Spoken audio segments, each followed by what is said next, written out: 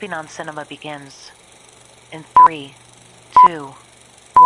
Like, I've avoided them for 3 weeks. Not intentionally, it was just awkward. And I told Josh, our like safe word to get out of there is chupacabra.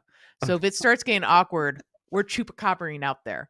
Like, I am not staying. That's a good like safe word. Yeah, chupacabra.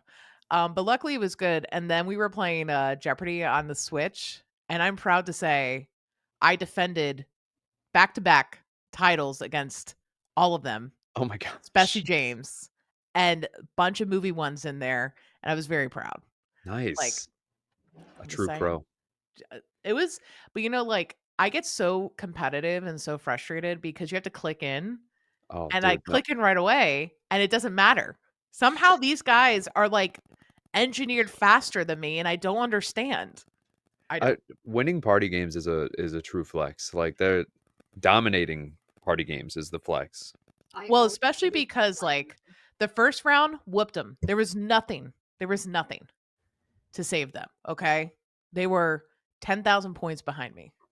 And then the second game, he started coming back. And in the first round, he was ahead of me by a lot, like 8,000.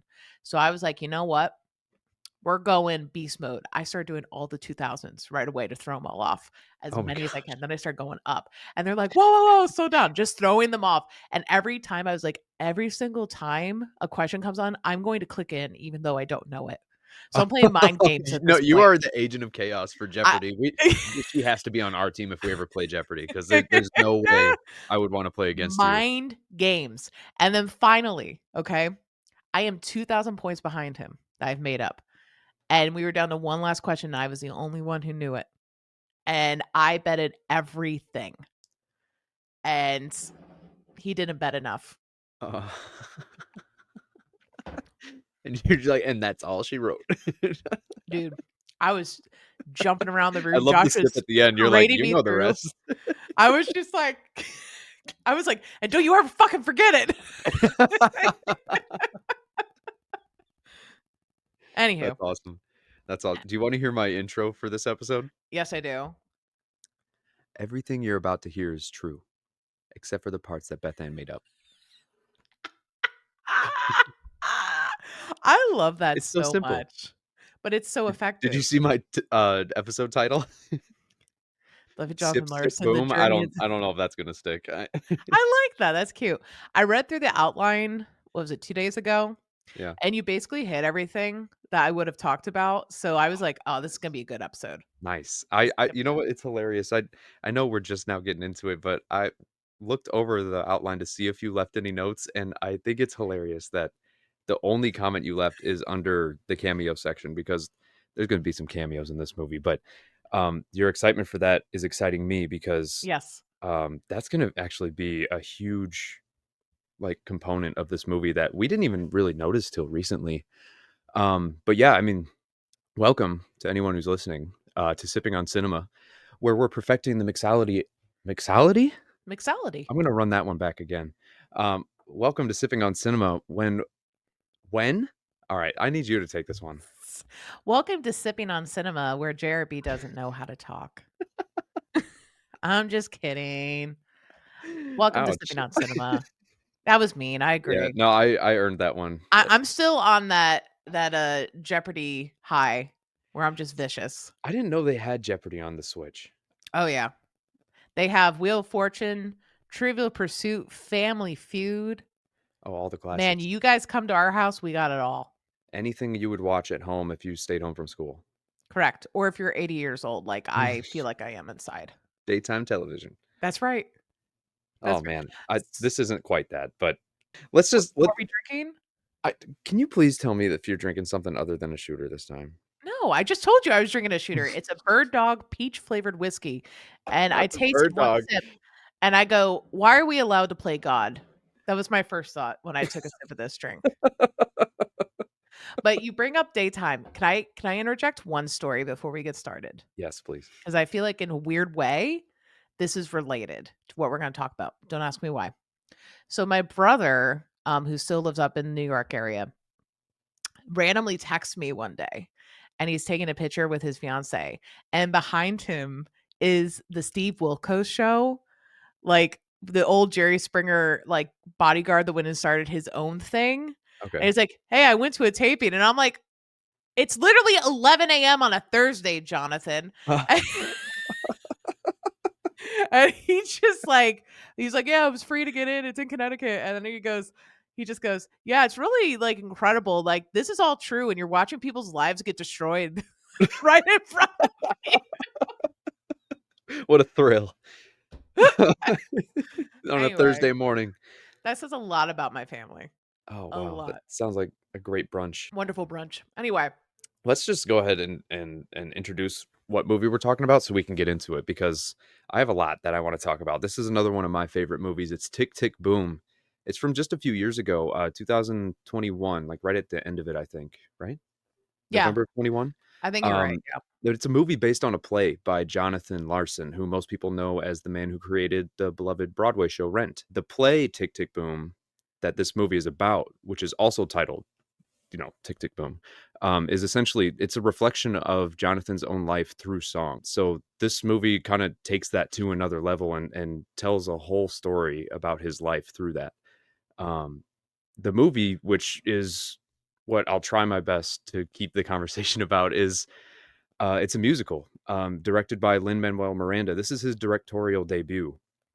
It tells a story about an aspiring Broadway playwright and composer who's about to turn 30, and he's struggling to finish a play that he's been working on for most of his 20s. So it's really fun. It talks about like the fear of time running out and self-doubt versus perseverance, and the struggles of an artist who hasn't quite made it yet. And like a surprising theme is like love versus ambition, which is, I think, is really cool. Yeah. And we'll get into that later, but the film's like really raw, and it's got a ton of emotion in it. And a lot of it is because of the music. A lot of it is Jonathan Larson's own music, and Lin-Manuel Miranda kind of elevated it to this new level and completed some of it, because some of the music you'll hear was originally unfinished, and they kind of took it and molded it into something that would work in this movie to kind of tell Jonathan's story. So I watched this with Alexis shortly after it came out, probably like a month or two. I think it was like in January of 22. And we immediately fell in love with it. So by far my favorite musical. Before we get into it, this was your first time watching it, right? It was, and that's kind of like everything you're saying is why I avoided this movie for so long. No, let me give you some of the Bethanne real talk. So, yeah, like with Jonathan Larson, I knew a lot about him because I grew up in theater.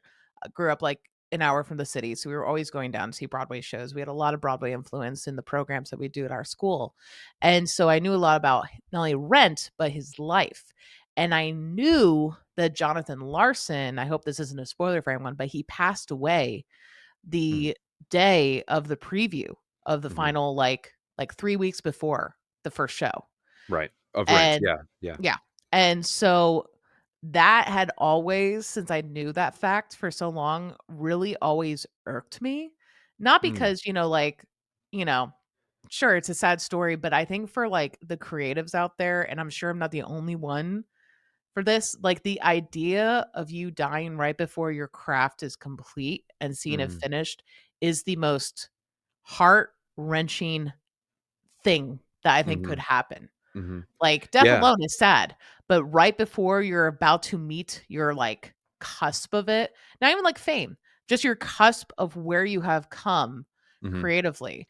And so anyway, with that in the background, that's partly why I avoided it, but it does I wanna talk a little bit about Lin-Manuel Miranda. He is the perfect person to direct this because he also taps into that mhm. with his story. And of Right. course, Yeah. Hamilton, one of the reasons he was so gravitated towards it was because of why are you always running like you're running out of time, right? Mhm, mhm. It's such an echo for creative people of just who feel like they have something to say and Yeah, having totally. the time on you. So it totally makes sense and fits in with the movie itself. It has that Yeah. Hamilton-esque message of why do you always feel like you're running out of time? I like that. Yeah, and as much as it is about running out of time and about, completing your work before it's too late, um, Lynn was really intentional, and he said this about making this a movie about Jonathan's life and not about his death. So, I mean, they Right. start the movie by acknowledging that Jonathan passed at an early age, and that it was before he really saw the success of the things that he had made. But that's the only mention of it. There is a lot of Yeah. tragedy in this movie, but like once they touch that, they're like, this is to honor him. From here on out, we're only going to focus on everything that he brought to the table when he was living, And Yeah. I really appreciate that, because with a theme like this, it would have felt a lot more tragic if it did end talking about his death. But it ends more hopefully, because they kind of talk about that first, and then they start talking about his legacy, which is something that he spends the entire movie worrying about. So I mean, I really like how they framed it, where, he really does have such a tragic story for an artist, especially with how talented and really legendary he is as a Right. composer and as a playwright. But um, this movie does such a good job of really highlighting everything good that he represented, and doesn't really feel like a tribute as much as it just, well, I guess I don't know if what would you call this? Because it's not like, I wouldn't call it like a memorial piece, but it is a tribute, right? It is a tribute. I think it's a tribute and it also lives on its own. Because Tick Tick Boom is semi autobiographical, there is always going to be a tribute element to it. Right. It's he wrote it about himself. But I mean, exactly. But you also can see, I mean, I almost see it like the look inside of his mind, because there Yeah. are characters in there like Angel. Well, there's a character named Angel in Rent. Mhm. Like you can see all these little ties to Rent. Yeah, and there's like those touches of surrealism too, like in the Mhm. swimming scene where, he can visualize the song that he's trying to, conceptualize it. Yeah, that was cool. They just kind of walk the brink of that. So yeah, you do get kind of a look into his own mind in that sense. Um, yeah, he's such an interesting creative process, doesn't he? Mhm. Yeah. I mean, he just digs deep, and his practice routines are so fun, like how he made the jingle about sugar. Yeah, Um, I love but that. I can really relate to that, because I mean, like, I can be so creative with things that don't have any urgency, but Mhm. as soon as something becomes a task, I feel like there can become this creative block where I don't know. Can you relate to that at all? I feel like, Oh, the yeah. only thing that he struggled with in this movie was that one song that needed to be in it, in the play that he was writing, and that was the one thing he couldn't do, was the one thing that wasn't there that someone said needed to be there. Yeah. I think that is a really interesting plot point, that writer's block, because it almost wasn't true writer's block, right? Mhm. It wasn't like, "Oh, I'm writing and now I'm running out of ideas." He had it in him, but he was delayed. Why was he delayed? Part of it was because Stephen Sondheim was the one to point it out, and he didn't wanna Mm. disappoint his hero. Mm. There was the element of, I think, zooming out a little bit with that particular song, Mhm. and knowing that originally wasn't part of Tick Tick Boom, right? We'll cover a little bit more of the history. I know it's in your notes, so I don't wanna talk too much about it. Yeah, no, But I mean, we can definitely get into it, but that's one of my favorite parts, is talking about the mental block he had, simply because it felt like he just couldn't tap into that part of himself, and once he figured out how to, that's when it, all kind of came flowing out. yeah, yeah. But yeah, we can get more into that in a minute. I mean, that before we dive too deep into it, I wanted to go over like a couple other brief fun facts, specifically about the soundtrack, because like the soundtrack specifically is what I carry with me day to day, where I watch this movie maybe once a month at the Oh, most. wow, nice. But I listen to this music. What, you think it's more than that? Alexis is saying I watch it more than that, but the music I listen to almost daily, especially a couple of the tracks. So I mean, but building this soundtrack, like I said, a lot of the music is from the Tick Tick Boom original like rock monologue that was just Jonathan Larson performing it by himself. And then originally it was a rock monologue with just Jonathan, but after that, after he passed, they adapted it into a off-Broadway musical where it was multiple Right. performers. And so that's what they based the soundtrack off of, but they cut a few of those songs out and put a couple more of the rock monologue songs back in. And they also added a couple songs from the Superbia play that he was writing, which I think is really fun. But we'll kind of point those out as we go through them. I also just wanted to point out that Andrew Garfield literally learned to sing for this movie. He didn't. And he was He didn't. good. Yeah, he was He was great. good.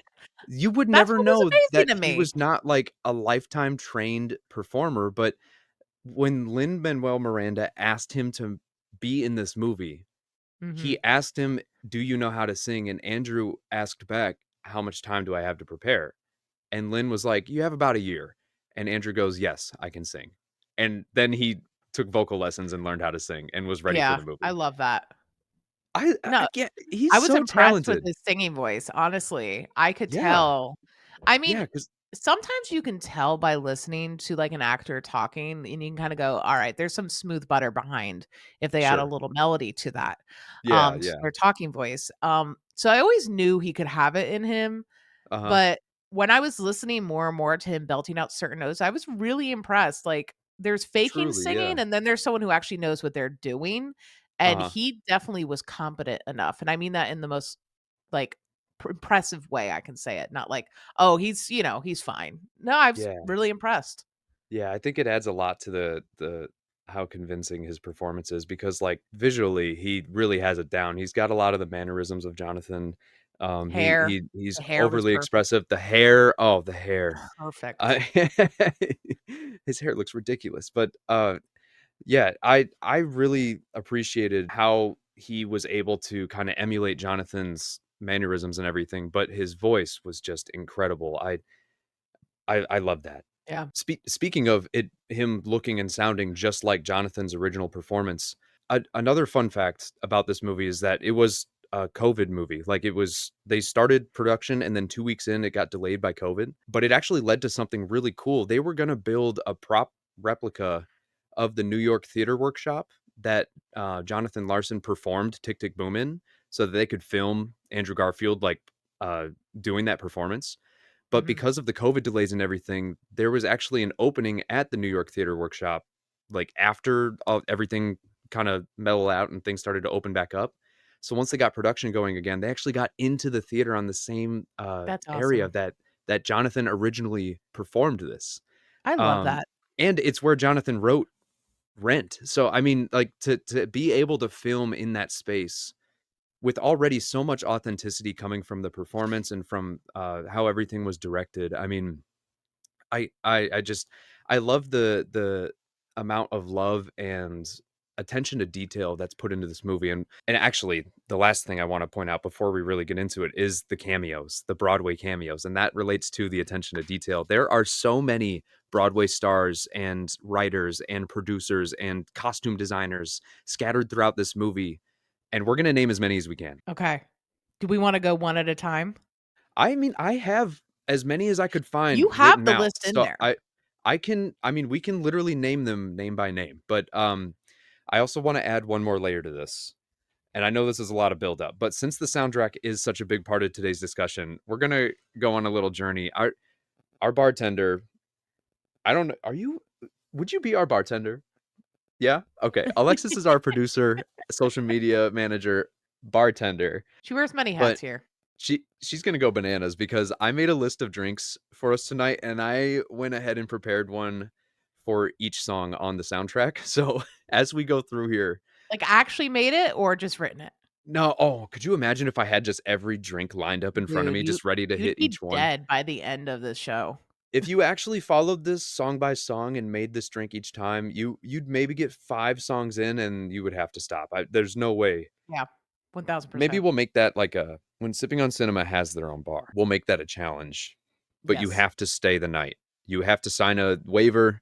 You have to we have a cot in the back. It'll be your own private room. No one will bother you, but there's no way we're letting you leave the You building that night if you do that. you have to surrender your keys, you have to sign a Mhm. "We're not No bowling, liable for your 'cause we'll death." have the bowling alley spinning on cinema, Of as we course, saw in the Lebowski episode. of course. Props to our bartender, by the way, Alexis, for coming up with spinning on cinema. We have 2 writers on this podcast, and neither And of us could see that. neither of us could come up and ain't that the shit? So congrats on beating us both out for the names. But anyway, I have a drink for every song, and if you wanna make them, you can, but, just adding a little extra so even if you haven't listened to the soundtrack yet, you'll kinda get an idea for what the vibe is as we're going through here, based on the pairing. But, we're gonna call that what? Sipping on cameos. Same letters. Love it. Sipping on Same cameos. abbreviation. We'll sip every time we recognize someone. But yeah, you want to get into it? Let's do it. Let's start with the banger that is 3090. That's how they open this song. That's how the Tick Tick Boom play opens. That's how the rock monologue opens. I paired this with an espresso martini because the energy is high. The anxiety of turning 30, the musical style of the movie, it enhances this theme pretty heavily. What was the musical theme of your 30th birthday? I'm trying to prepare for mine. The musical theme of it, Yeah. what's that one song that goes, "We'll meet again, don't know where, don't know when." Very soul, very Oh, old, that old-timey. Oh, that very, oh no. like, Oh no. I'm We're not gonna have dying. anyone listening over 50 by this point. They're gonna be like, No. "Oh, these guys don't know These anything." guys, these fucking late It is 20 it and "We'll Meet 30 Again" by something Vera Lynn? something year olds, man, they don't know anything. We should have just gone with that first line because I think it is called "We'll Meet Again." Yeah, that's a little somber, I would say. But do you relate to Yeah, Jonathan's fear that time is running out? I mean, I to be fair, I typed this before you yeah. told me that you were putting this off, but you texted me the other day and you're like, "Hey, so I still haven't watched the movie. I've been putting it off because the theme really freaks me out." It really does. And part of turning 30, dude, when I was like 24, I was already Mm. freaking out about turning 30. I'm not even Oh, kidding you. come on. I'm serious. Like, it was freaking me out. And Wow. then, like, every year would just creep closer. Oh Er, my goodness. and then, like, COVID happened when I was 26, 27, and I was like, you gotta be kidding me, because then time just starts, you know what I'm saying? Like, it still Mhm, feels like COVID. mhm. It's weird that it's 5 years away from when it Yeah. happens, Yes. and Yeah, I it is remember weird. turning 30, and it was just, like, a nice release finally, like, to, like, not be so scared of it. Now I love my 30s, but leading up to it, good god, was it the worst. Okay. I All right, hated so it. that's encouraging. I'm feeling Yeah, really good about it. Thanks for that. you're welcome. I think mine will probably be "My Own Worst Enemy" by Lit. I already listen to that song all the time. I think it's just gonna be further reinforced the older I get, but there are a couple cameos right off the bat as we're Right. going through this first song. It's cool because like, the music and the movie are I mean, they you see the Tick Tick Boom performance, and as we're going through the movie, it keeps cutting back to Jonathan and his band, which includes Henry, Vanessa Hudgens, who I by the way, can we just talk about how good they sound in this movie? I Yeah, mean, they were the good. the vocals in this, there's oh my goodness. Vanessa Hudgens doesn't get enough credit for how good of a singer she is. Mhm. It I was I didn't know how much unfortunately, Broadway experience she already had. I she has a we were lot, looking we were trying to figure out, a like, lot, a lot. she has that appeal where, a lot of people know her, but I didn't realize that she was already established prior to this on Broadway. She was in Gigi, I think, and then Mhm. she actually played Mimi in Rent, at one point. I don't remember Right. when or where. Um, It but was yeah, I mean right after, like, the first High School Musical, if I remember correctly. oh, nice. Okay, so pretty early Mhm. on still and Like, once first or once she second was, one, like but, like, somewhere between those 2, that's cool. you know? But yeah, I mean, all this to say that you see them performing, and for every major song, it cuts to them at one point where it shows them performing it. But it's intertwined so well with the story that when it does cut back and forth between them singing and then the story taking place, a lot of times the song is telling the story that we're watching, and that's where I think a lot of credit has to be given to the writers of this movie because although Lynn directed it, Stephen Levinson was the guy who wrote the screenplay based on Tick Right. Tick Boom. So all the scenes that we're seeing outside of that one stage performance where he's sitting at the piano, that's all Stephen Levinson. He wrote all that and made it into the movie that it is. So as we're cutting back and forth between that, we're seeing Jonathan in his element, where he's in the Moondance diner, Moondance, right? Mhm. Um, Moondance, yeah.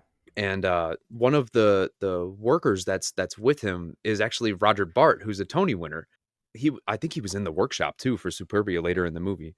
But it shows him like right away, and then it also shows the original artistic director of the New York Theater Workshop that was working there at the time when they were making this movie, and he was actually running that place when Rent debuted off Broadway. His name's That's so James cool. C. Nicola. Hold on. Yeah. Yeah, so I mean that's two sips right there, two cameos right Super off good the bat. cameos. And to bring up hold on, let's take a sip on. And also to get into the actors a little bit Mhm. that's are in Moondance. Um, so Michaela J. Rodriguez, if you're familiar with her, she has the pink hair in the movie. Yes, yeah. Lin was like once he found the role for her, he picked her out right away and knew who to Oh, call. excellent choice. I love her in general. She's amazing on Pose, but she comes from Broadway too. Mhm. So I Mhm. was a little not Hey, that I was I'll take another sip. annoyed. I wish she like got to sing. She sang in Pose with Billy Porter and it was incredible, Yeah, she didn't but get a lot like of singing at all. she Oh, didn't get Alexis knows that one. any singing. Pose? Alexis, you know that one? I love Pose. I Well, love Pose so I don't know if much. I've ever seen that. Who else is in it? It's Billy Porter, Dominique Jackson, Oh, Adina God, what is her name? She's really cool. I gotta check this out. And when Okay, we'll Peters watch was it. in it for a little bit, but it's basically about the 1980s ballroom scene in Harlem during, the AIDS Ah, epidemic, and whoa, okay. a lot of the cast was either Mm. gay or trans, and it Oh, deals a wow, okay. lot with, like, trans rights and how basically, like and this movie kinda touches on it too, how, Mhm. like, pretty much everyone ignored, like, that culture when they were getting sick. Like, no Interesting. one I mean, wanted to yeah. yeah, We didn't even it was mention really that's cool. also an underlying theme in this movie. Right. A big part of Jonathan Larson's life was that so many of his friends and loved ones were either direct victims of the AIDS epidemic or had loved ones that were affected by it. But Mhm. yeah, that was. I mean, you see it in Rent. If you know Right. the Rent musical, obviously that's a huge part of the story in that movie. But in this movie, Jonathan is told to write about what he knows best by his agent, and we'll get into that in a minute. But um, the AIDS epidemic touched his life in numerous ways with some of his closest friends. And yeah, you're right. I totally forgot to mention that, but that was such a big struggle point of his life was that that was a place where he really didn't have any control. Yeah. Right. Um, but yeah, not to get too down in the dumps already, but I think that is a good transition into the next song, which is Boho Days, which I mean, if you don't know the song, you'll recognize well, if you don't know it, you'll recognize it. Did I really just say that? If you've heard it before, you'll recognize it in the first two beats. The Yes. I liked This is that a the lot. life, bo bo bo bo bo. I heard I have a friend named Kathy that I work with, and she was walking down the hall and she accidentally hit play on her phone. And all I heard was and I was like, "Is that Oh, Boho Days?" no. And she goes, "Oh my goodness, name that Jonathan Larson song in 3 notes." And but it's his songs are so catchy and he has such a way of hooking you with just that one little line, but the bo bo bo bo bo. So I Right. put It's all you need. sangria as the drink with this one, I because it's like just that. got that island feel, it's the carefree artist lifestyle versus, the reality of financial struggle, but It's the Jimmy Buffett song of the whole movie. it is. It really it raises your spirits while also highlighting all of the struggles that you have as an aspiring artist who really hasn't, made it yet. I mean, when you listen to the lyrics, showers in the kitchen, there might be some soap, dishes in the sink if you think that you can cope. Like that's kind of depressing, Like Oh, I don't want to shower in the kitchen, but I it shows so vividly how happy he is to be putting himself through this struggle because it's in the name of his art, and mhm. to him that's a worthy cause. And so it sets the tone really early that even though he doesn't even know how to pay his bills really, he's content with the life and the love that he's surrounded by. How did that affect? Do you think it portrayed the struggle of an artist accurately, or Oh, how did it portrayed New hit York you? accurately. I mean, literally, I never laid it even though I didn't grow up in the city, I grew up, like, in the tri-state area above the city, so, Hmm. like, the commuter area.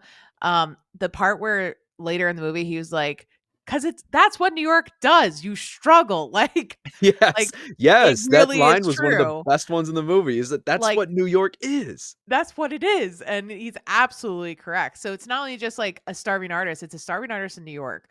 And it's a Mm, whole other breed of starving artist, in my opinion. yeah, Because like no, the apartments are still like there's still tenement apartments that exist yeah. and they try to like modify them. But like I saw a video recently of like a shower literally right next to the kitchen. Like there is no divide.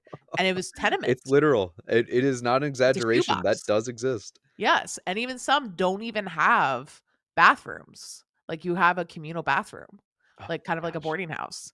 Oh, So, like, it's all true.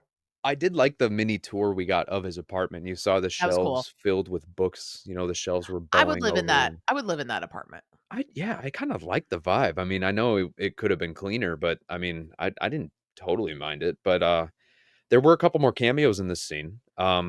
Two that I know of, and um, it's unfortunate because I've read this woman's name so many times and I always mispronounce it, but Anna Luizos.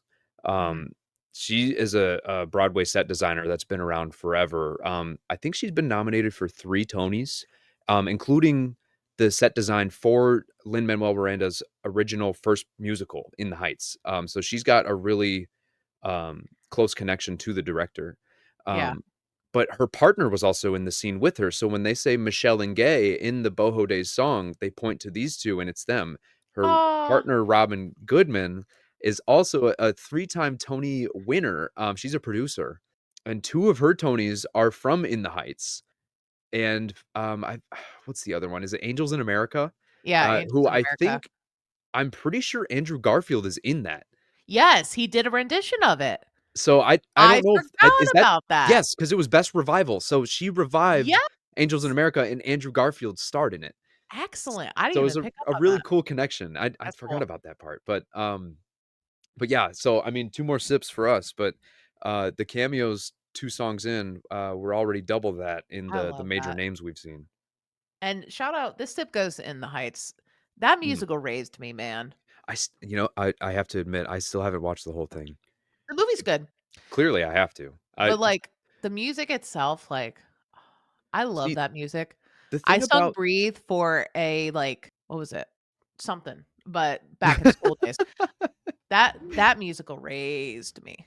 I always have a hard time when it comes to musicals because especially if it already exists on Broadway and then they make a movie about it, like if we're talking about Rent, the 2005 movie, I mean, I don't love it, but I know Rent can be this amazing performance. It's just Right. that I don't totally dig the movie that was made about it, you know? So like, And that's kinda I'm in the same boat with you. I like Rent's music quite substantially. yes, the Everyone music sang is incredible. 525,600 minutes. If you were Everyone in knows that one. choir in the 2000s, you And sang you that. know, it's funny, Alexis just stepped out, but the Office sequence that they do where they do a rendition of that song, Mhm. where Michael Scott is, like, leaving the show and they sing that to him, I it forgot is about that. incredible. Alexis hears it, yeah, she's like, "That is my favorite." Yeah. But yeah, you're right, it's iconic. The music in Rent is definitely, uh, it's on another level, but, Yeah. eh, the story and the movie and the I'm kinda with you, like, Rent the story in and of itself, it's not my favorite musical, but I appreciate you know what I'm saying? I it's more so appreciate it, and I yeah, appreciate the music a lot. yes. Yeah, the music is incredible, but I mean, now that we have this, I mean, this is easily my favorite musical. It's not even close. Yeah. Um, I we don't I mean, and I don't watch a ton of musicals. I mean, we saw Wicked, and I really did enjoy that. Alexis loved Love Wicked. Wicked. She's mouthing Defying Gravity as we speak. Yes, yeah. So iconic, really. But this is this is easily my favorite musical. And part of it is because it highlights so many relatable struggles, and we were talking about apartments and how crappy they can be. The very next song after Boho Days is another song about crappy New York apartments. And That's so exactly right. I forgot about that. It is.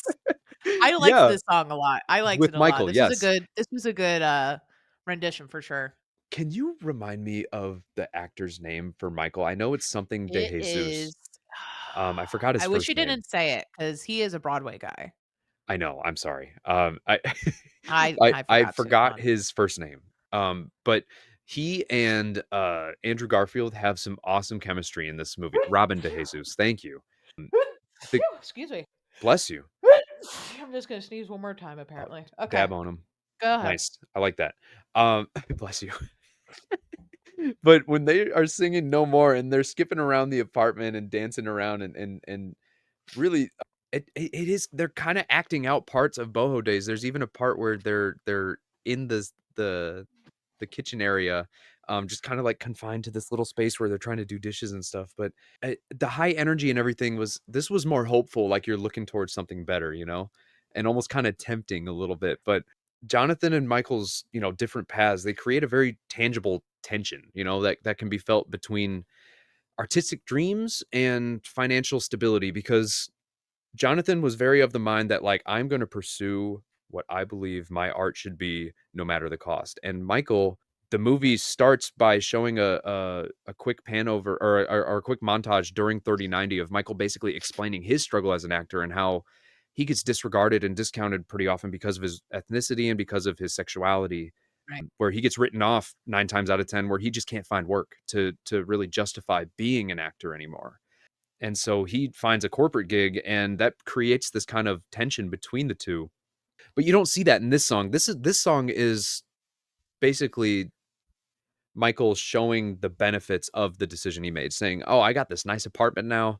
This is what it looks like to kind of, step out of poverty, if you will." But Yeah. I mean, it's interesting because, like, everything looks very enticing, and this does have a very positive vibe around the whole idea of leveling up in your living situation. How did this strike you? Because it can be taken a couple different ways, I think. I think the fact that, let me tell you what stuck with me. The fact that his job, Michael's job, is marketing. It's such a slap in the face. Okay. It's such It's the exact opposite of art. no. Because there's an old wives' tale that if you went into theater as a kid and grew up in theater, how's your marketing job? Like it it kills me that this fucker had that in his mind in the 90s, okay? Like, Oh, and you it know he still did. holds true. Well, so then can I ask you the sequence where he's sitting in the focus group, because there is a part where Michael convinces Jonathan to Right. come to his day job just to sit in on like a focus group for like this new For product they're 75 trying to bucks. sell. Yeah, just $75, just a little session, little sit in. And Jonathan very quickly learns that he's right. He would be miserable there, and it leads to a very funny joke. But I do think that that scene is very telling because it's the other side of what this song is. This song is really hyping up the luxury living that comes with a good salary. But Jonathan, when he's actually in it, he was pretty miserable. Yeah.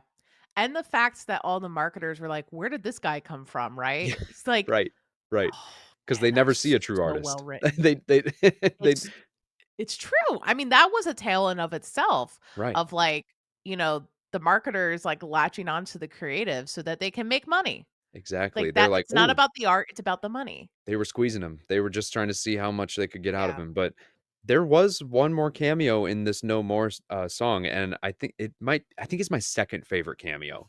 It features Lin-Manuel Miranda's dad, Luis A. Miranda. That's He was right. the He doorman is in in it. Michael's apartment building. He kind of just like he welcomes them in, and it pans away, and then it pans back, and he's Yeah. kind of guiding them again. And Him and his it dad are tight. it's a They're short shot, but I it's really really liked cute. that he found a way to kind of fit him in there. That was cool. Yeah, that was cute. The next song is a little bit more laid back. And this is a song that I think it's almost too personal for me. It's called Johnny Can't Decide. Oh, the drink for the last episode for No More is a rum punch, by the way. If you're drinking for this No More, pour a rum punch. It's super high energy, and it's literally a Choice. punch in the gut. But the next song, I would say I would want to make a Negroni because it's a bit more complex.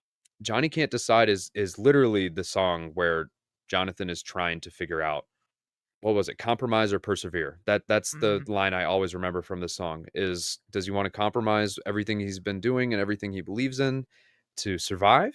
Or does he persevere through all of the crap he's going through so he can get to the good that he's trying to make?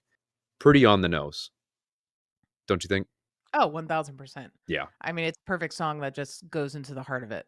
Yeah. I mean, and the thing that he's persevering on is that play that he's been writing for, I think he said 8 years in Yeah. this movie. And it's called Superbia. And if you ask me, this should have been made. It should have been a Broadway play, even if it was off Broadway. I know that his agent Rosa said that it was too kitschy or something, but I do you think Superbia could have survived? Because I mean, it's such a commentary on what the world is today. I think it would have been one of those things where she was talking, because Superbia was also something he did write, and then he just put it in here. Am I remembering that correctly? Jonathan Larson did write Superbia. Yeah, it was Yes. just unfinished. I mean, I don't know if it actually got to the level that this movie Yeah. says it was But at. Superbia, was it the working title for Tick Tick Boom? I'm trying to remember. So Superbia is Or was an it its own element thing? within the Tick Tick Boom play. So like as Tick Tick Boom the play is going on, the story that's being told, the play that Jonathan's writing in that story is Superbia. Superbia. But it Yeah. actually was something he had written back in the It day. is Okay. actually something that he had worked on and off, but I don't know if it actually got to the level that it gets to in this story. But like, That pulls my answer in. okay, cool. That's what I need to know. All right. So, I mean, from an actual life standpoint, Mm-hmm.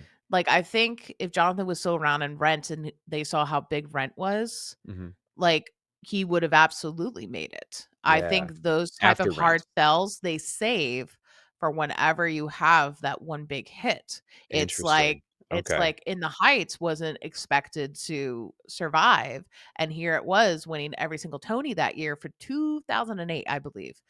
And Okay. So then you Hamilton came around, right? oh yeah, okay. And Okay. once I get where you're again, going with how this. is that going to make it?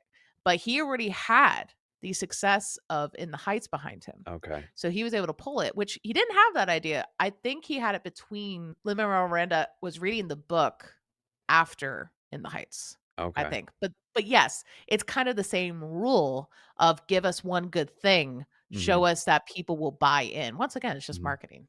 Just You keep know, it as you've marketing. mentioned Hamilton a couple times, and I like this answer because you're basically saying like Superbia would only exist if people were already giving Jonathan Larson a chance for something else he Right. had done. Because I agree. I think that like the story would be there, but not enough people would check it out unless they were checking it out because they liked Jonathan.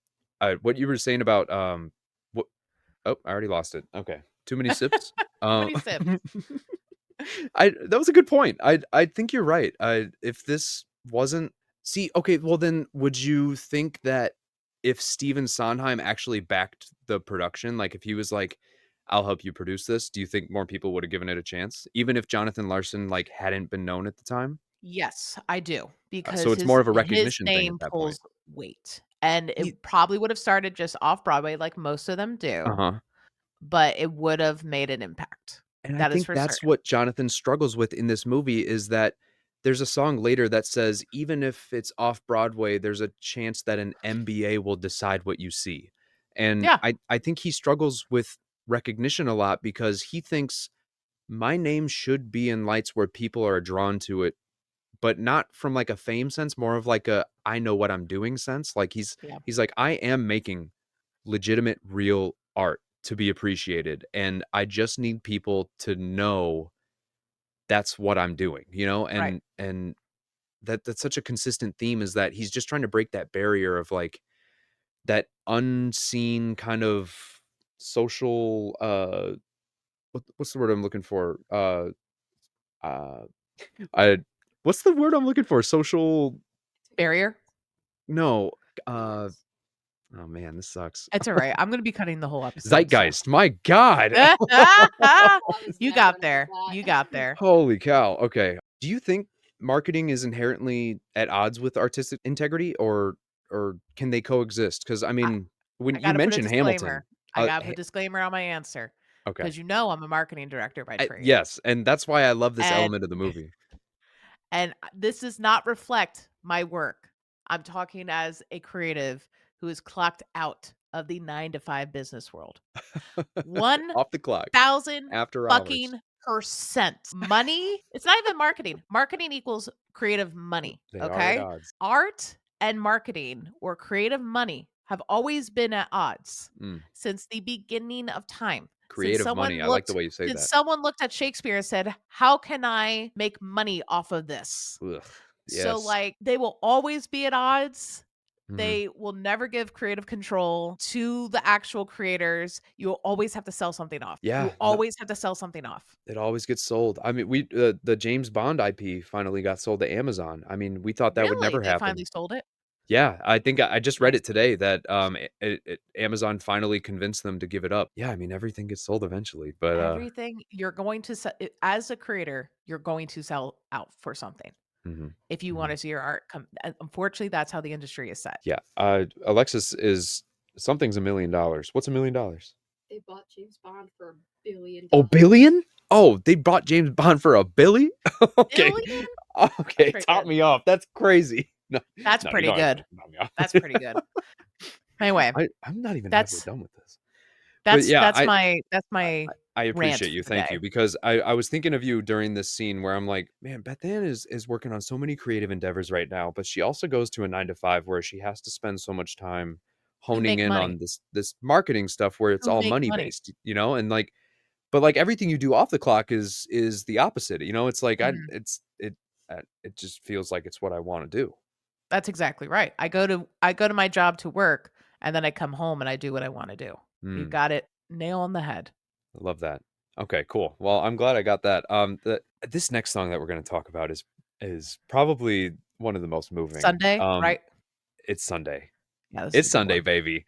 If you're pouring a drink for this one, make yourself a mimosa because we're having brunch. This is, first of all, it's something from Jonathan Larson's rock monologue that I think is one of the most creative scenes that Lin made out of Jonathan's piano performance, because this all takes place in the diner that he works at. This scene serves so many purposes. So it starts with Jonathan getting stressed at work. People are showing up. There's long wait times at the diner. They're ordering things that are just ridiculous. People are oh man, there are cameos in this, and I'll mention one of them now. And Andre De Shields, who's a Tony winner, and I think he was in Hadestown and Yeah. The Wiz. Yep. He's at the door Original trying to cast get a of Wiz. table, and he's like, Kaplan with the C, and Jonathan's like, I understand. How many in your party? And he goes, it's not a math test, and just giving him so much trouble at the door for no reason. I love that scene so Having much. worked in the restaurant business, having been in retail, I don't want to harp on what I do currently, but that is just so relatable. And so Yes. we get to this diner where he's dealing with all these miserable people, and you hear Sunday, and he starts singing about these fools that he's serving in this diner because they're all coming to a diner for brunch when they could be paying less at home. And so I personally, I deal with this all the time. It's so much of my 20s having to kind of immerse myself in this world that he's living in. So I put this on the other day, and I started crying when I heard this song because I'm just thinking like I can relate to this so heavily, but this is also where it gets a little surreal. So I mean, was there anything in this scene that stuck out to you? Because there's a couple things I want to mention. I think for me, I was on such cloud nine when I started seeing all the Broadway actors come out. I was like, Yes, there's so many like sips I in this knew scene. who all like. I wish I went back and just rewatched and caught some more, because I guarantee I would have caught some, because there were some faces I saw and I'm like, I know where you're from. Mm-hmm. I do not know your name right now, and it Yes. bothered me, Yes. but I know who you are. Yes. And then there were some that came across and I was like, oh, bitch, of course you got them in here. Like, come on, Lin. Like, let's fucking go. Hey, Like, even Lin himself was in this scene. He was working in the kitchen. yeah, speaking Spanish. I was like, there Yeah, you it was fucking great. go, Yeah. my friend. That's how you do it. Yes. So, I mean, if we're going to talk cameos, let's start with the most important one, because before we even say cameo, we have to talk about what this actually was as a scene. It's called Stephen Sondheim, legendary Broadway playwright. Jonathan Larson has claimed that Stephen Sondheim is one of his greatest inspirations. And we see that in the movie. They watch Sunday in the Park with George in their living room because it's on PBS. And they say, why don't they put all of Sondheim's plays on PBS? But you hear this Sunday and you see all these beautiful pastel kind of looking colors in this scene, and you realize it's a tribute to Sunday in the Park with George by Sunday in the Stephen Park Sondheim. with George. Yep. Yes, and even that opening note that he does is the same note that you hear in that play. But the reason for all that is the cameo they got is Bernadette Peters, who's the Tony winner and the star of the original Sunday in the Park with George. Mhm. They actually put her in here as an Gotta love extra kind Bernadette, of, because man. Sunday was already a song that was in the Tick Tick Boom play. It was in the production that Jonathan Larson wrote as an ode to Stephen Sondheim. So Lin took it and elevated it even more and put all of these big names in it to kind of honor it even further and to love on Jonathan a little bit, because every single person here, as much as it's an ode to Stephen Sondheim, this is also honoring Jonathan and what he brought to Yeah. the table. Yeah. Who Absolutely. else? Who was your favorite cameo other than Bernadette? Oh, it's If you need, I have a list. that's hard. You want me to go I through the I I list? need to look I have your list here. Definitely Felicia Rashad is up there for me. Felicia I Rashad. love that he brought Philippa Sue and Renee, is it Goldsberry? I was really happy to see them. I'm kind of disappointed that who was the original cast who played this other little sister? I kind of wish she was in there, like they had the original 3. Oh yeah, they had a few Rent stars in it. They had Wilson Germain. They had or Wilson Germain Heredia. They had Adam Pascal and I have it written down here. But Daphne Rubin Vega. Philippa Sue and Renee in there just being like coffee, like just Yeah, it was so casual. It God, I put loved some that. Baileys in this coffee, put some Yeah. vodka in this orange juice. Uh I really Bernadette loved. Peters is an absolute legend. Cheetah Rivera, the Everyone was most so obnoxious. iconic, but Cheetah Rivera is like I mean, maybe been the most important person there I because think she you're has right. done so much for Latino culture Uh-huh. and representation in the 50s. Like they did not like the fact that she was able to do what she did Mhm. in West Side Story, whenever they cast what's his name as Tony and he was Italian, Mm. like you know what I mean? Like done so much representate like she is Yeah, you're so right. You're important right. No, to she is Latino culture and Broadway.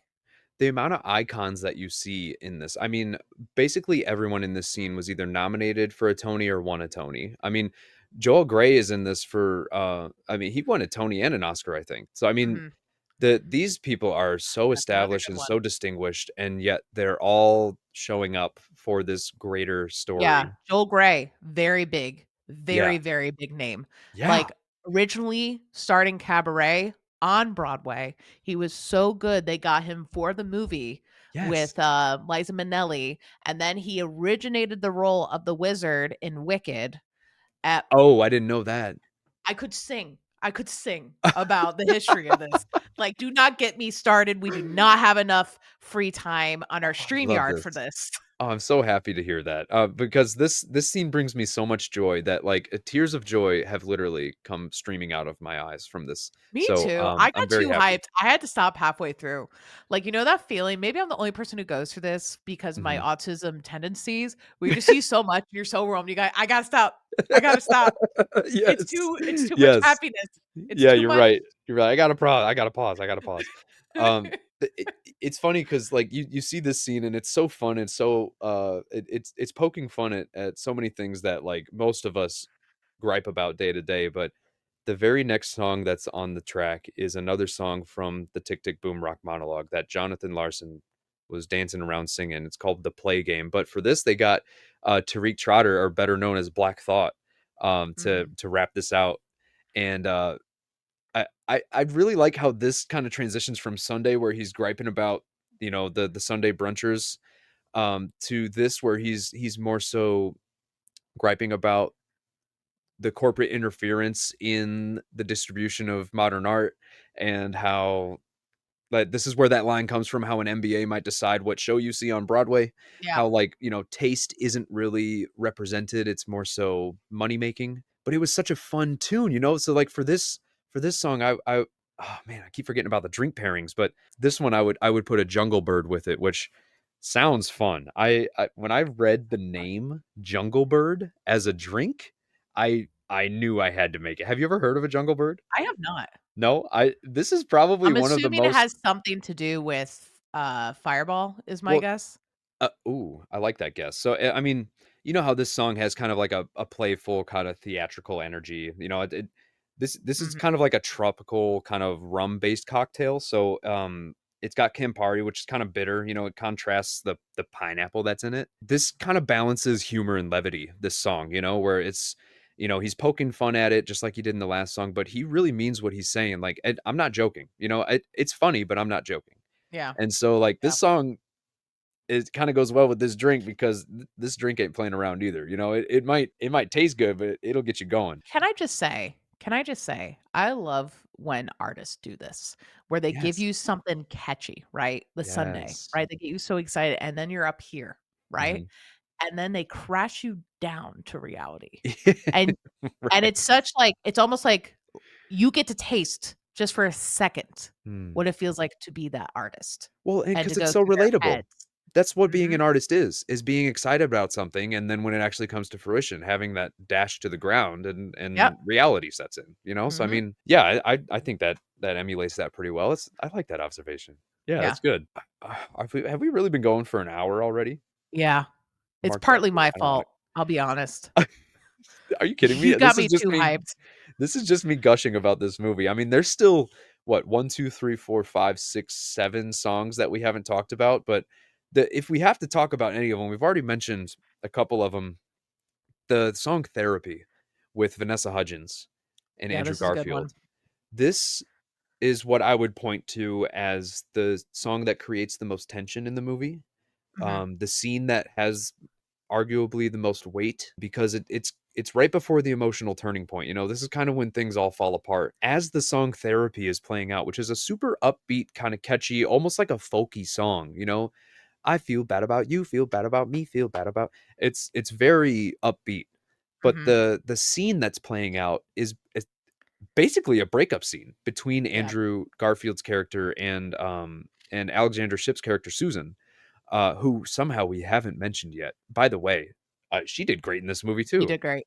Yeah, She did talk great. about Green Green Dress. I mean, that was a song that they finished and made for this because that was a Superbia song that was like Mhm. unfinished, and Lynn took it and kind of redid it for this movie. But anyway, when they're fighting in this therapy sequence, it keeps cutting between the performance and the fight.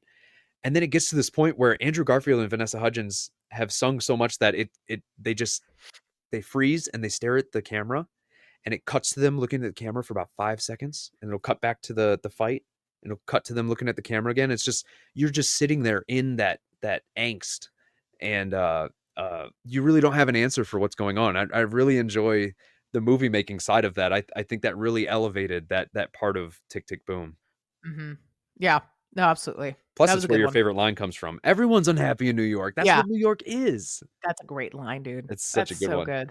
So, as we're getting towards the end of this, because we have a couple other ones, including Come to Your Senses, that I don't want to skip over because it's so I pivotal. agree. But I mean, really, the last song in the movie is the last kind of fast paced song. The rest of these kind of slow down and get really, really emotional and expositional, really. I gotta ask, out of this whole soundtrack, what song would be your chop? Your chop? My What chop. song? Too many cameos, you know. What song would be your top choice for karaoke? It probably karaoke-wise, I don't know because my favorite song is not what I do for karaoke in this. Okay. Is it what you sing best? It's no, it's just it's the way the song is written and structured that really Okay. speaks to Okay. me. Does I that like make that. sense? Yeah. Yeah. So it's got to come from the heart. Yeah. Okay. Yeah. No, I totally But I relate to guess that. if I had to choose one, I mean, Sunday makes sense, Hmm. even though that's more of a gang vocal one with multiple people. Yeah. I mean, when you see that on Johnny the, Can't Decide is probably one I do, oh, okay. I like that. That but one's yeah. that one's probably a pretty easy one to follow too for karaoke. Yeah. I like that. Mine would probably be 3090. It's so upbeat, and I listen to it most days. Mhm.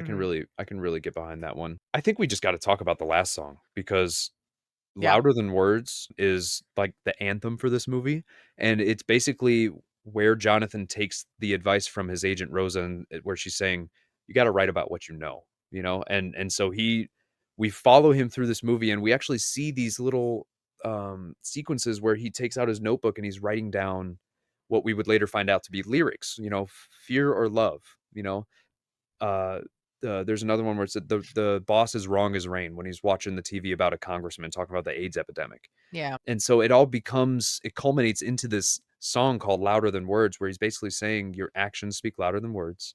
How would you sum this up? I think it's one of those sequences. I kind of see it by the sequence and how he came to write it and what I know on my creative end. Like Mhm, mhm. just the observation and pulling it all in, Yeah. I think does a really good job telling a lot about this character and about what he's going through. Mhm. I mean, the idea and the gut wrenching of being told you have to basically start over again on something new, especially the line where she's like, well, what he's like, what do I do? And she goes, you go and you start the next one. And after Oh, that, that you line was start so the cold. other. And it's like, that's what it is to be a writer.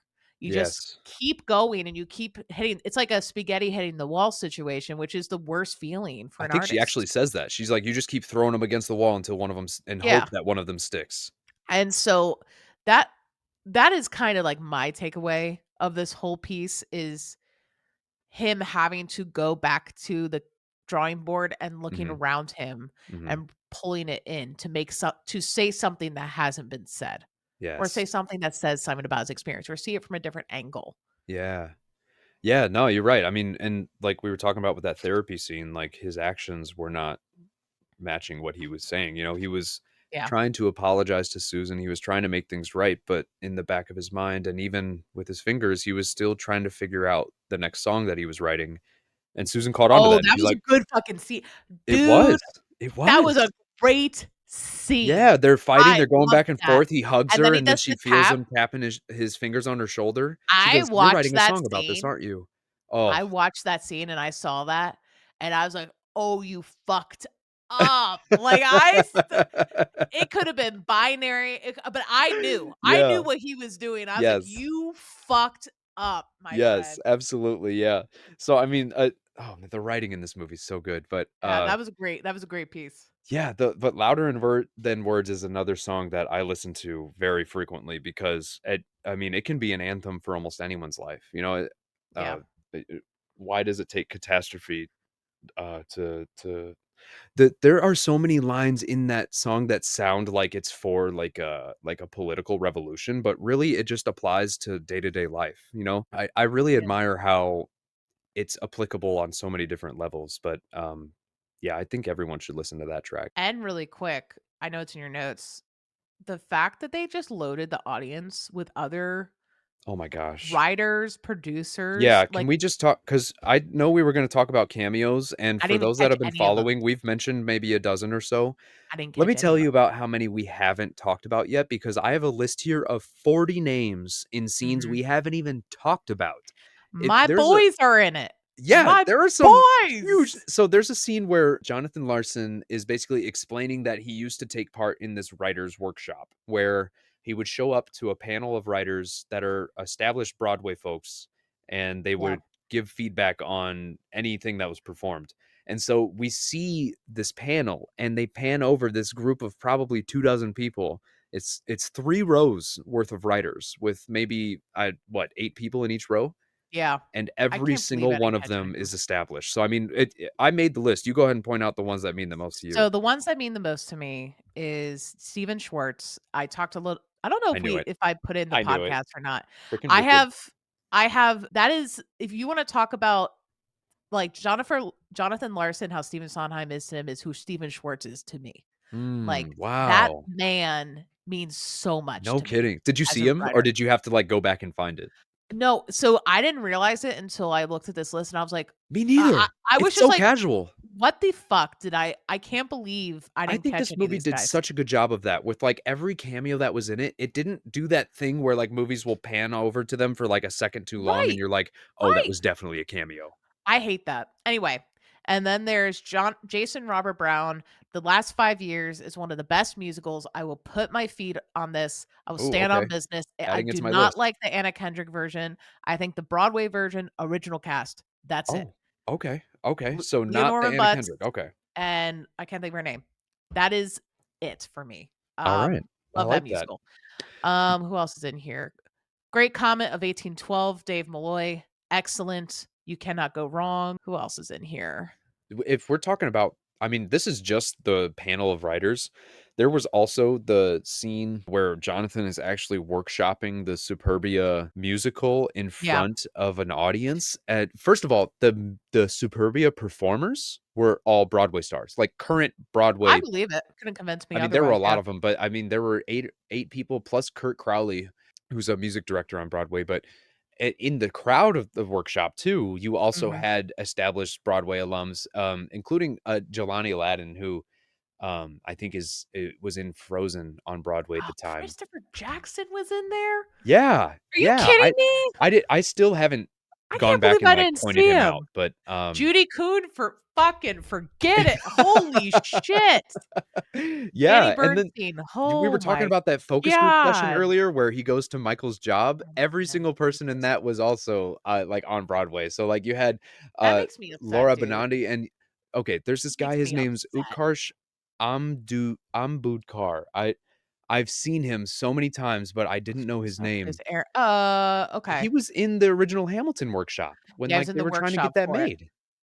Okay. That's crazy. That's cool. That's So cool. like there's so many like cool little connections that are like related to either Jonathan Larson or I know. Lin-Manuel Miranda. So like everyone in this movie like had a connection to this story, and I just feel like it added so much authenticity to it because everyone understood the assignment, you know?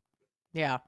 They truly understood it because they knew the legacy, because that's meaningful to them. It means something. Listen, whenever you can get Broadway people together, okay? Like, Mhm. and just get them all in one area, it's just like, it's a powerful thing. I don't know.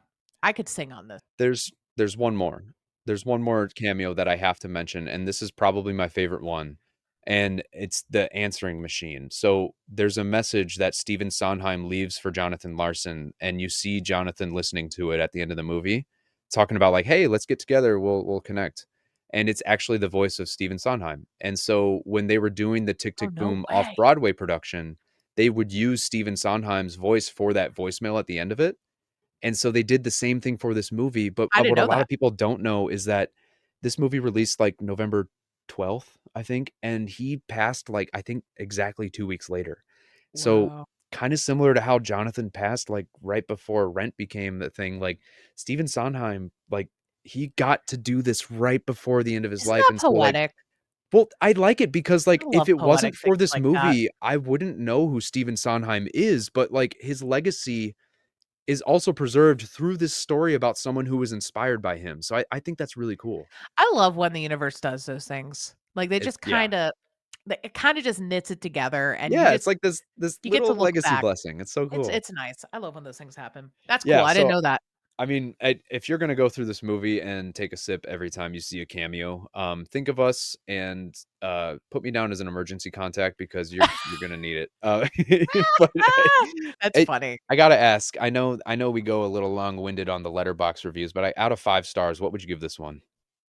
I would give it I think my initial viewing 4, but I think 4. if I watched it again and again and I wasn't as afraid as I was because that subject scares the shit out of me, I'd Uh-huh. give it a 5. So I'm it's an inclined to give it a 5, but I need to watch it again before I give it the 5. interesting. So it's an apprehensive 4 stars. I've been doing that You're a lot holding back more. on it. I've been doing that a lot more, especially with any books I read or movies, because then I Uh-huh. like to think on it. It's that initial reaction of the initial reaction is this, but let me Interesting. think. Let me Sell it think short because at it might first. change. Interesting. Give it room to grow. Exactly, All because the right. more you mull it over, you might find out there's more tasty not like, pieces in Interesting. there. Okay. They're All like, right. that changes it. That's a unique approach. I admire that. That's good. Final thoughts on this movie. It's one of my favorites ever. The soundtrack is something that I couldn't be more grateful I discovered. This is one of those movies that makes you think. You know, it really puts into perspective, you know, what you're doing as an artist and what you hope to get out of life from it, Yeah. and you know what it means to you. So, plus obviously the undertones of love and ambition. I find myself exploring that very frequently. So, yeah, I mean, Love I that. would put this on if you're just in the mood to be inspired, because you will be. Next week, next 2 weeks for Sipping on Cinema, we're going to be going back to another one of your picks. Do you want to reveal it? We're We've going the been exact opposite direction. we're doing this thing lately where like we're teasing the movie, but we're not letting people know until the episode comes out. I don't know. I think I maybe like we it. should. I like it. All You right. shouldn't know. You should take All right. guesses. Well, here, let me try to tease it without giving it away then, because I wrote the teaser as if we were Go ahead. telling people. Go ahead. On the Tease next it. episode of Sipping on Cinema, we'll be pouring up a drink inspired by Blank, a film that rewrites history with both choices in cinematic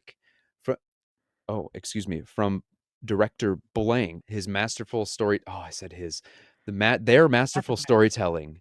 Okay, yeah, clearly this wasn't going to go well regardless. But movie lovers will appreciate this one. You want to hear my quick teaser? Please, yeah, this is your pick. 9. That's it. That's all you get out of me. Oh, my lucky number. You All have right. such beautiful words in there, and I'm like, how could I get straight to the point? The duality of man. Yeah.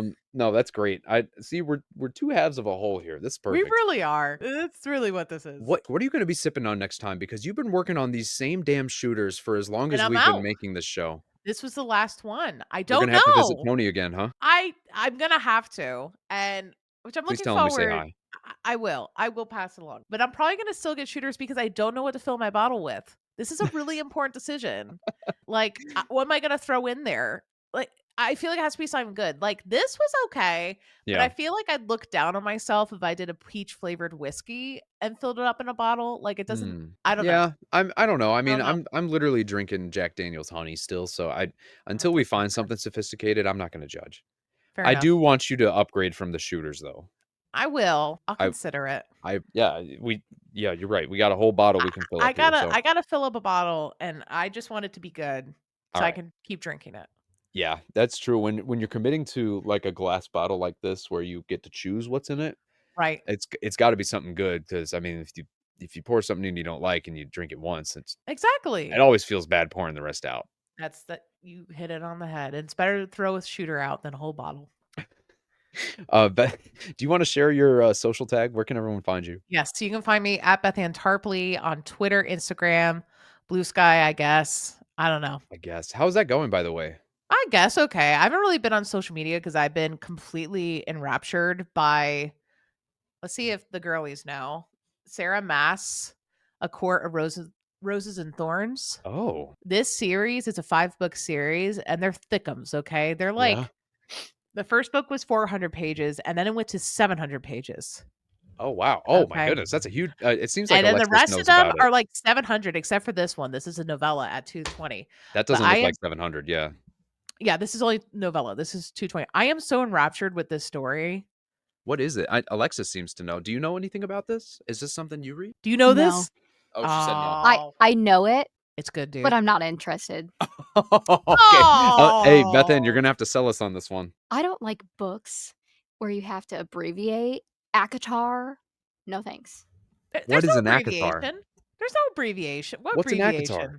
Yeah, isn't it A Court of Thorns and Roses? Yeah, okay. I see what you're saying. Girl- Oh, Girl, the title. You need I don't abbreviate. You need a shit. shorter name. get into the online Rose Court. fandom, Thorn and they Court. call it Thorn Court. ACOTAR. See, Or ACOTAR. I'm not in the fandom, but I just really like these books because they're really well written, and I love You're in the the story. fandom. What does that even mean? You have to be in the fandom if you like it, right? Can you exist in I don't talk outside to of a the fandom fans. if you enjoy something? I don't talk to them. Yes. I'm enjoying it. You're just not as me. affiliated with me. That reminds me of Mr. Incredible when Yeah, exactly. Buddy Like, is like trying to help him and he ends up blowing up a train. I'm or not something, on I'm not on book talk. I'm not on book subreddit Mm. because I don't want people doing the well actually to me on this Oh. particular, because this is my first entry into this genre. Please don't well actually us. Yeah, I'm not gonna well actually you because I think that's the most annoying fucking thing in the world. Is this But- the smut? No, What? What is that? No. Okay. maybe. I always. Okay, yeah, it is. I knew it is. I did So it. so here's Yeah. the thing. What is Here's this? the thing. It's about like fae. It's not PG-13. It's not PG-13. It's not correct. PG-13. Does that mean it's better or worse? It's called. It's PG an or it's R? the correct term is an open book romance. Yeah. Is the Open- correct term. Open book romance. You can look that up on your That own doesn't time. mean like open marriage, does it? No. Well, Oh. for some books, sure, but Okay. like, but Okay, like there we go. open book romance. But it's more than that. It's a really good like Lord of the Rings esque story. Oh, So I really enjoy that. But I enjoy all of Okay. it together. Fantasyland. Have you read Fourth Ring? No, that's on my list though. From her, I think I might do that. Is that the same I've heard a series? lot of good things No. about Oh. it. I've heard a Me lot of. too. It's not her. It's not Sarah Maas. It's the No. person who did Onyx Knight, right? Onyx Storm. Onyx Storm. Onyx Yeah. Storm. That's Yeah. a catchy name. I would see That's on that my movie. list. She was the artist in Naperville that did the signing. Oh, wow. Those books have been just taking They're everyone by storm. Yeah, everywhere. you're right. Okay. Yeah, I Yeah. worked across the street from a bookshop and she came into town for a signing and the Oh, cool. line was like down the street and around the block. Everyone showed up. I for believe that. it. I believe it. Yeah, but that's really cool. Okay. So I kind of have an idea of what that is. But yeah, Alexis doesn't seem on board. So, but I found that she's kind of like me, where she doesn't always jump on the hype. So I think maybe you just have to sell us on that. Let us know how it goes. I will let you know. We'll have a review time for it. Nice. Book club. Yeah, I like club. that. I like that. Yeah, we'll come up with a book equivalent of this too.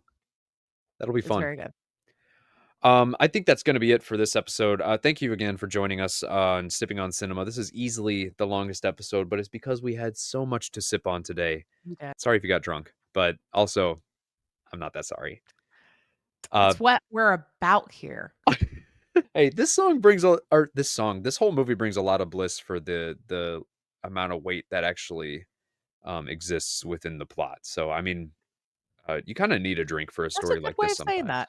I agree with that. But yeah, I mean, I'll list the full list of drinks I made for this episode at some time. But if you're interested, leave a comment. Let us know what drinks you would put with these songs, what your favorite song is, and whether or not you think Bethanne is even any good at karaoke. Until next time, keep sipping. Keep sipping.